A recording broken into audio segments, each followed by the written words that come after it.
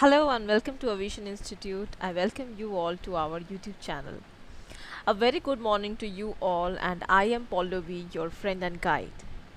So again, I am here with daily dose of vocabs that is based on the Hindu editorials. So every day I bring to you top 10 vocabulary words which are based on the Hindu editorials, which are extracted from the Hindu editorials, and which are important for your from the perspective of your examinations, from the perspective of your government examinations, for any of the government examination you are preparing for, may it be banking, may it be SSC, may it be WBCS, may it be UPSC level examination, vocabularies are a must. So you must prepare vocabularies, like every day you should do vocabularies. So vocabularies, learning newspaper is another important thing. So if you have a habit of learning a newspaper, then maybe your vocabulary is very strong. But for those aspirants who do not read newspaper, um, uh, don't have a habit of reading newspaper, so they must build up this habit. um, or you will have to substitute it with these type of vocabulary sessions, and this is very useful for you. This is very essential for all of the aspirants who are preparing for any government examination, or who are preparing for any state level or central level examinations. And yes, so every day we start our class with the motivational line. So we will now see what is our motivational line for today. So without any further delay, we will start our session. Let us see what is our motivational line for today. So our motivational line for today is never be afraid to laugh at yourself. तो पहले इसका जल्दी से meaning समझ लेते हैं. क्या बोलना चाह रहा है ये लाइन, हमें क्या बताना चाह रही है. सो मोटिवेट होना है सुबह सुबह, मुझे भी होना है, आप सबको भी होना है. Motivation is very much required. Exams आ रहे हैं सामने, तो मोटिवेशन तो ज़रूरत पड़ेगा ही, मोटिवेशन का ज़रूरत पड़ेगा ही. एंड यस, सिर्फ एग्ज़ाम से नहीं, simultaneously it a very dangerous disease we are facing these days. So a virus has created this kind of a pandemic. So we must be motivated regularly. So regularly we must motivate ourselves, otherwise we will be panic.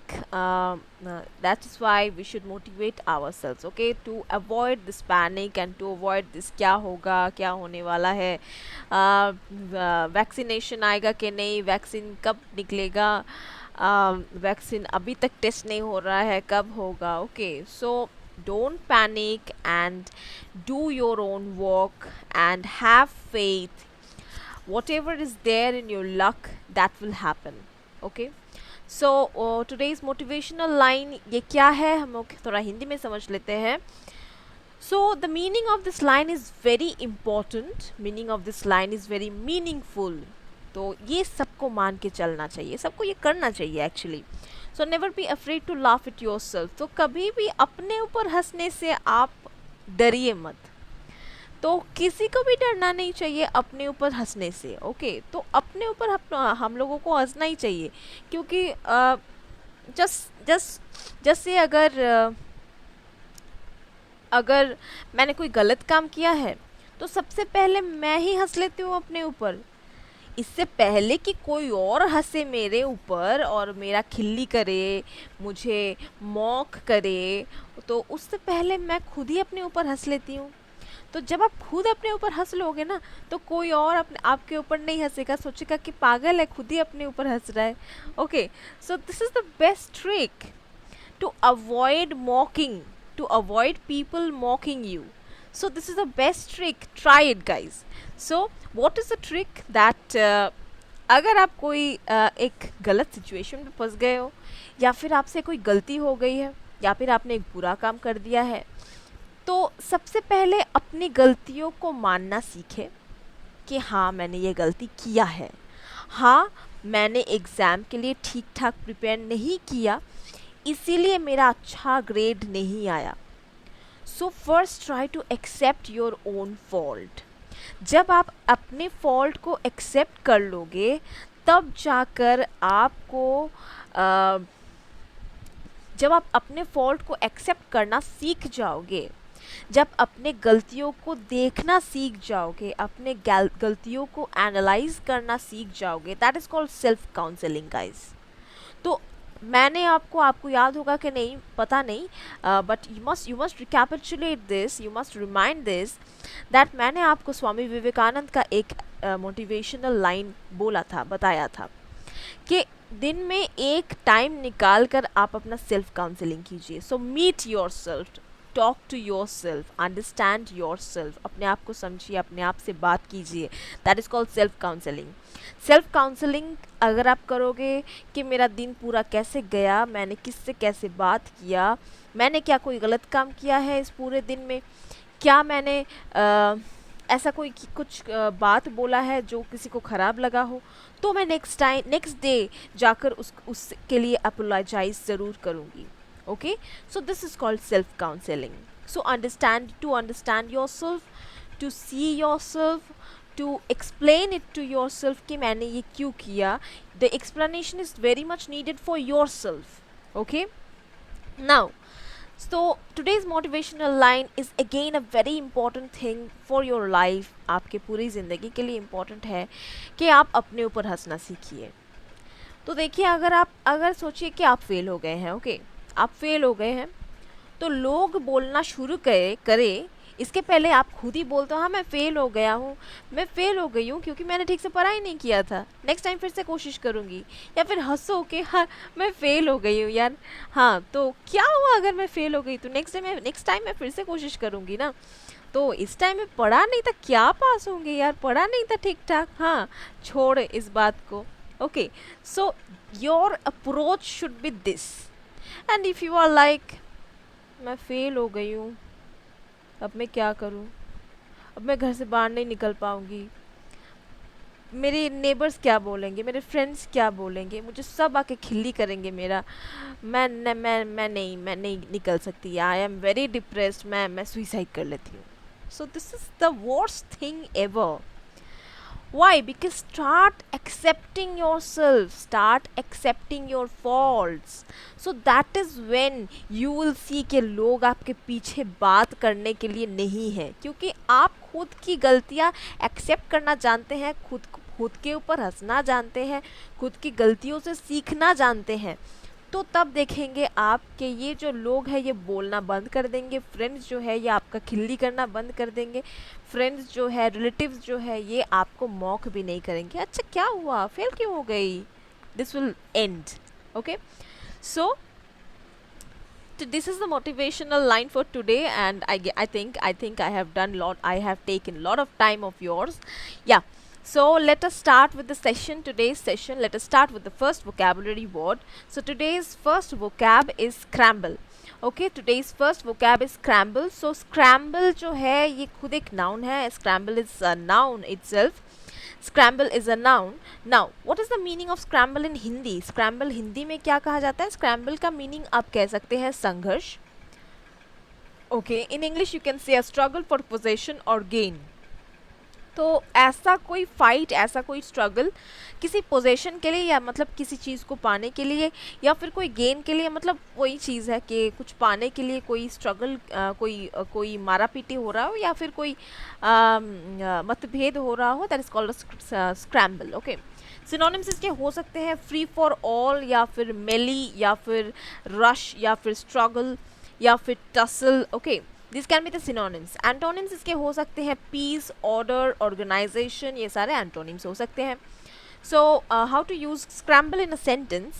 There was a scramble for choice of seats, for choice of seats, this should be of, okay, choice of seats in the auditorium. तो auditorium के अंदर seat choice करने को लेकर एक scramble चल रहा था, मतलब एक संघर्ष चल रहा था कुछ लोगों के बीच में।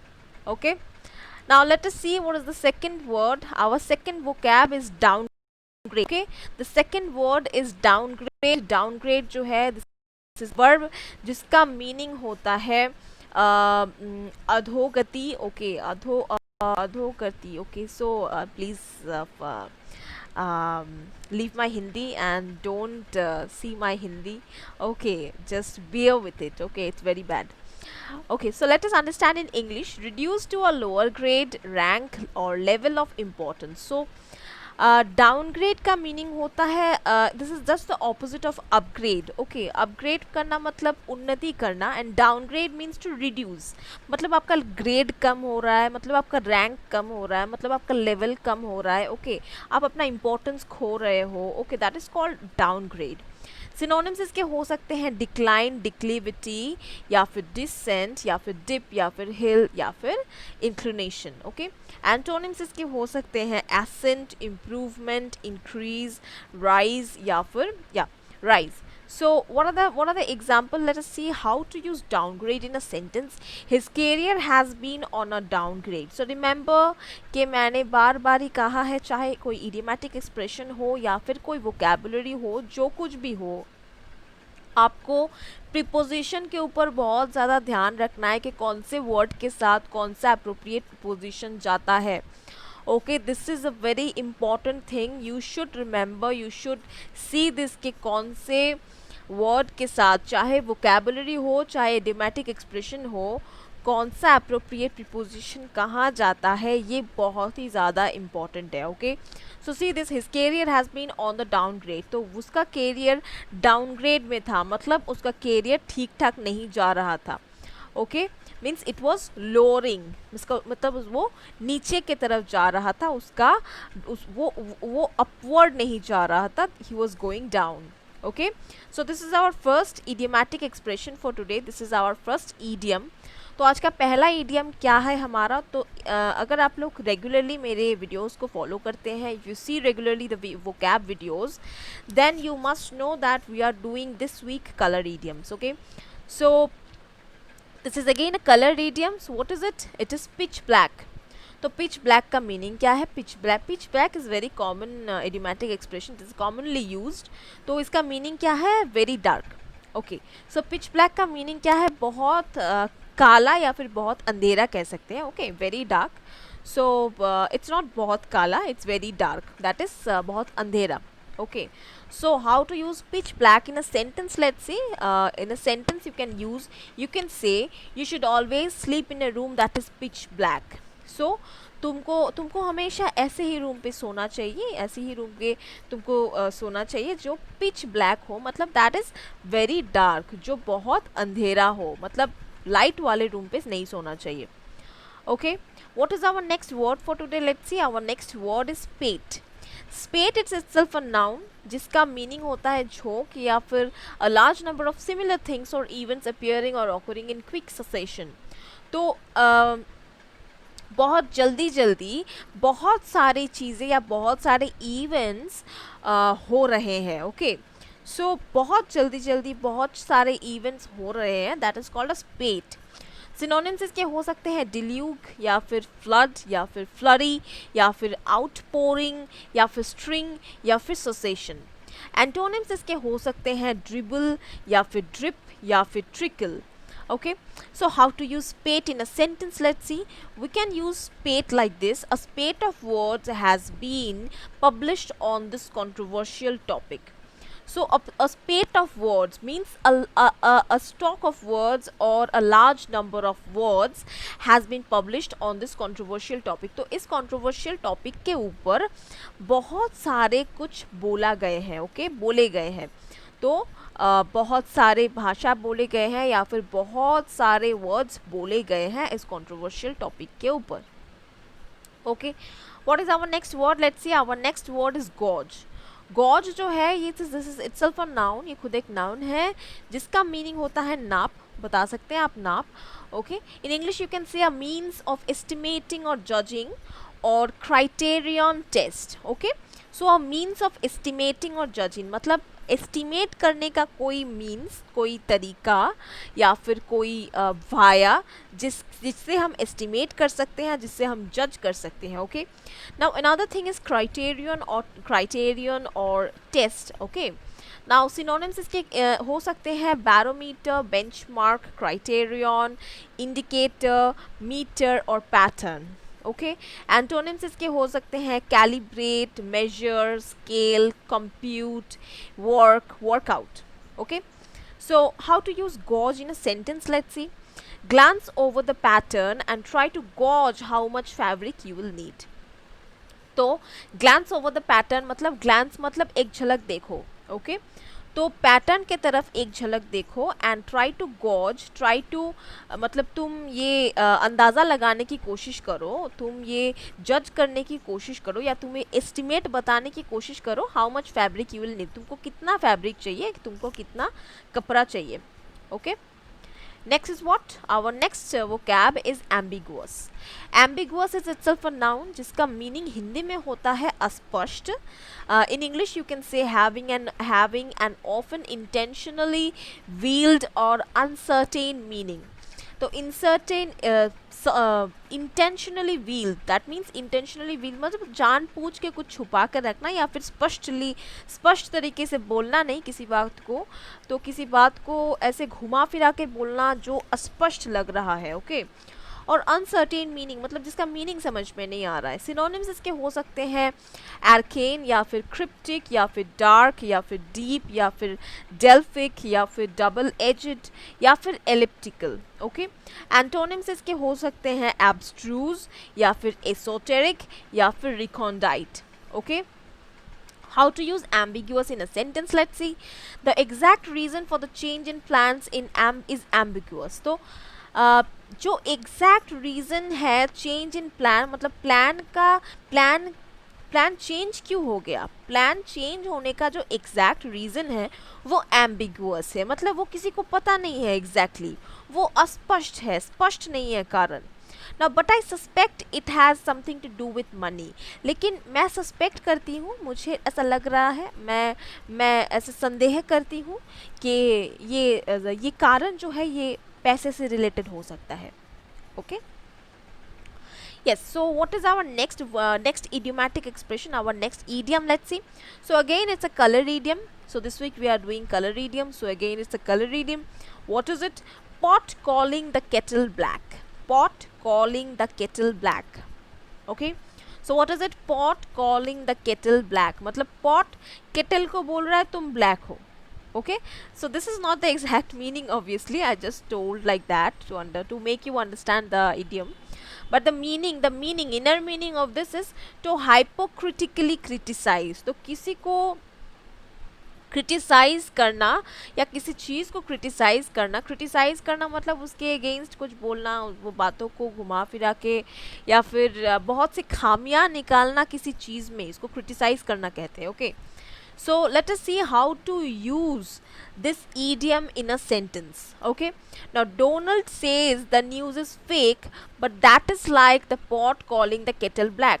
तो डोनाल्ड ने कहा कि न्यूज़ जो है वो फेक है। अब ये लग रहा है जैसे कि pot calling the kettle black मतलब डोनाल्ड एक पॉट है, वो केटल को ब्लैक बोल रहा है। मतलब हम लोग बोलते हैं ना कि पकड़ लीजिए कि मैं बोल रही हूँ कि मेरा भाई झूठ बोल रहा है। ओके, और मैं ही बहुत ज़्यादा झूठ बोलती हूँ हमेशा, तो मेरा भाई क्या बोलेगा, कौन बोल रहा है झूठ बोलने की बात। Okay, so that is the thing.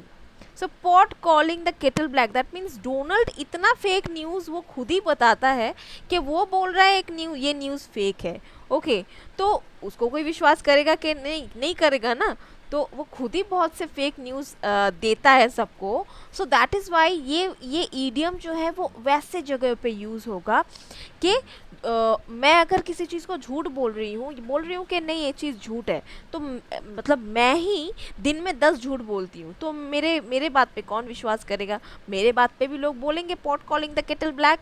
Okay, so this is the sentence. Donald says the news is fake, but that's like the pot calling the kettle black. Okay, what is our next vocab? Let's see. Our next vocab is inure. Inure जो है ये एक verb है जिसका meaning होता है सहनशील बनाना. Okay, सहनशील बनाना. Now, what is it in English? Let's see. Accustom someone to something. मतलब किसी का किसी चीज़ के साथ एक्स्टम्ड हो जाना या फिर यूज टू हो जाना, मतलब आजकल मैं पहले पीसी यूज़ करती थी, तो आजकल मैं लैपटॉप यूज़ करते करते मैं इसके साथ यूज़ टू हो गई हूँ, मैं इसके साथ एक्स्टम्ड हो गई हूँ, मतलब मुझे इसकी आदत लग गई है, आदत पड़ गई है. Okay, so that is what is the meaning of accustom to और use to. Okay, next is what specially something unpleasant. लेकिन इन्योर जो है वो अनप्लीजेंट चीज़ों के लिए यूज़ होता है. मतलब अनप्लीजेंट चीज़ें मतलब जो अच्छी चीज़ें नहीं है, ख़राब चीज़ें हैं. ओके, सिनोनिम्स इसके हो सकते हैं एक्स्टम, हैबिचुएट, एक्लीमेटाइज या फिर अडेप्ट. एंटोनिम्स इसके हो सकते हैं इनरवेट, इनफीबल, debilitate या फिर incapacitate. Okay, so these are the synonyms and antonyms. So let us see how to use inure in a sentence. The hardship of army training inured her to the rigors of desert warfare. तो army training के जितने hardships है, जो hardships है उन hardships ने उसको inure किया to the rigours of desert warfare. तो डेजर्ट वॉरफेयर को पहचानने के लिए उसको इन्योर किया. ओके, नाउ इन्योर किया मतलब उसको हैबिचुअल कर दिया, habituated. So army training habituated her. Okay, तो आर्मी ट्रेनिंग के वजह से उसका ये हैबिट पड़ गया था to the rigours of desert warfare. Okay, next is what number 7. Vocab number 7 is revere. Revere जो है ये खुद एक वर्ब है जिसका मीनिंग हिंदी में होता है सम्मान. इन इंग्लिश यू कैन से deep, feel deep respect of admiration for something. तो किसी चीज़ के लिए बहुत ज़्यादा रिस्पेक्ट या फिर बहुत ज़्यादा एडमायरेशन. ओके, सिनोनिम्स इसके हो सकते हैं respect, admire, cherish, appreciate. Antonyms हो सकते हैं ब्लास्फीम, डेसिक्रेट, प्रोफेन, वायोलेट. ये सारे एंटोनिम्स हो सकते हैं. So how to use revere in a sentence? Let's see. If you want to achieve any goal, revere the process and success will follow. Okay, so what is it? If you want to achieve any goal, अगर आप किसी गोल तक पहुंचना चाहते हैं या आपका एक एम्बिशन है, आपका एक एम है, आप उस तक पहुंचना चाहते हो, रिवियर द प्रोसेस मतलब अपने प्रोसेस को चेरिश कीजिए, मतलब इंजॉय कीजिए. Do it from your heart, do it from the bottom of your heart. मतलब उसको प्यार करके कीजिए, उसको मज़े करके कीजिए. The process and success will follow. तो आप देखिएगा कि आपको सबके सक्सेस ज़रूर मिलेगा, सक्सेस आपके पीछे भागेगा. ओके, तो अपने गोल की तरफ जब आप जाओगे तो अनिच्छा से मत जाइए या फिर नहीं मुझे अपने एम्बिशन की तरफ बढ़ना होगा. Your attitude should not be like this. Your attitude should be I will have to achieve with my goal, so for that every day I am working. Okay, every day I'm putting my hard work, so this should be your attitude, your approach. Okay, so this should be your approach, right? Next vocab is abominate. Okay, abominate is itself a verb. Abominate is itself a verb जिसका meaning होता है घृणा करना. In English you can say to hate something very much. तो किसी चीज़ को बहुत ज़्यादा घृणा करना. सिनोनिम्स इसके हो सकते हैं एबहॉर, डिस्पाइस. एंटोनिम्स हो सकते हैं love, like. Okay, so how to use abominate in a sentence? Let's see. They abominated the idea of red tapeism. तो रेड टेपिज्म मतलब रेड टेप आइडियाज़ उन लोगों ने एबोमिनेट किया. मतलब उन लोगों ने एबोमिनेट किया मतलब उन लोगों ने ऐसे घृणा के नज़रों से देखा. They hated the idea of red tapism. Okay, so our next idiomatic expression, what is it? Let's see. So this is again a color idiom. What is it? To raise a white flag. So what is the meaning of raise a white flag? मतलब मैं एक white flag मैंने raise कर दिया है, मतलब उठा दिया है. तो white flag raise करने का meaning क्या है? white flag raise करने का meaning है surrender. Okay, so surrender, what is the meaning of surrender? Now let's see how to use this idiom in a sentence. Okay, I decided to raise a white flag and stop arguing with my wife. तो मैंने तय किया कि मैं surrender कर दूंगा और मैं अपने वाइफ के साथ आर्ग्यू करना बंद करूंगा. ओके, तो मैंने तय किया कि मैं सरेंडर कर दूंगा. इसका मीनिंग हम लोग इस ईडियम से रिप्लेस कर सकते हैं. I decided to raise a white flag. तो टू सरेंडर के जगह I put an idiom that is I decided to raise a white flag and stop arguing with my wife. Okay, so what is number 9, our next vocab? Let's see, profane. Profane जो है ये खुद एक adjective है जिसका meaning होता है अपवित्र. इन इंग्लिश यू कैन से vulgar and inappropriate, right. Vulgar and inappropriate synonyms इसके हो सकते हैं कोर्स या फिर नेस्टी. एंटोनिम्स हो सकते हैं काइंड या फिर polite. So how to use profane in a sentence? Let's see. They have profaned the long upheld traditions of the temple. तो they have profane the law, मतलब उन लोगों ने प्रोफेन किया, मतलब उन लोगों ने अपवित्र कर दिया the long upheld tradition of the temple. Temple का जो बहुत सालों का एक ट्रेडिशन था उसको उन लोगों ने प्रोफेन कर दिया, मतलब अपवित्र कर दिया. Okay, so this is our last vocab for today. What is our last vocab for today? Let's see. Our last vocab is ratified. Ratified is itself a verb जिसका meaning होता है पुष्टि करना. You can also say in English confirmed or made official. Okay, synonyms इसके हो सकते हैं approve या फिर confirm. Antonyms हो सकते हैं deny या फिर destroy. So how to use ratified in a sentence? The proposal was ratified by the concerned authority. तो प्रपोजल जो था वो कंसर्न्ड अथॉरिटी ने कंफर्म किया या फिर अप्रूव किया. That is called ratified. तो प्रपोजल को कंसर्न्ड अथॉरिटी ने अप्रूव किया. That is called the proposal was ratified by the concerned authority. Okay guys, so this was our top 10 vocabulary words from the Hindu editorials every day. So and we did 3 idioms also. So I hope you like this session, and if you like the session, do like our videos regularly and watch our videos regularly. Be our regular viewer, and if you are preparing for any competitive exam or any government examination, then do watch our videos. Do share our videos with your relatives, with your friends who need these videos. And yes, don't forget to comment in our videos. Your comments are very useful for us. And yes, if you are new to our channel, if you are watching this video for the first day, so then don't forget to subscribe to our channel. And yes, don't forget to hit the bell icon so that you get all the recent updates. See you next day. So bye bye, thank you, take care.